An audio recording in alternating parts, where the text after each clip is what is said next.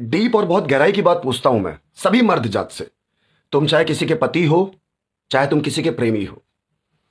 कहते हो कि औरत जुबान की बहुत तेज है, औरत बदजुबान है, उसको ना बोलने की तमीज नहीं होती है।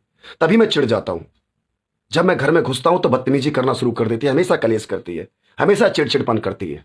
चलो मैं तुम्हारी इस बात को मान लेता हूं। तो औरत पत्नी के रूप में ही बदजुबान क्यों होती है, बदतमीज क्यों होती है? वो मां के रूप में, बहन के रूप में क्यों नहीं बदतमीज होती है? और अगर माँ के रूप में बदतमीज है तो वो सोचते हो कि मेरी माँ है, उसने मुझे पैदा किया, वो मुझे कुछ भी बोल सकती है। वो मेरी बहन है, वो मुझे कुछ भी बोल सकती है। पर पत्नी तुम्हें कुछ भी नहीं बोल सकती। तो तुमने पत्नी को अपनी लाइफ में क्या दर्जा दिया है?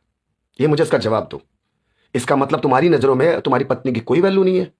तुम्हारी बहन, तुम्हारी माँ, सबकी वैल्यू है। अगर तुम सच में अपनी पत्नी को अपनी लाइफ में एक वैल्यू देते ना, तो तुम्हें यह पता होता कि उसका तुम पर बहुत ज्यादा हक है, इसलिए वो तुमसे लड़ती है।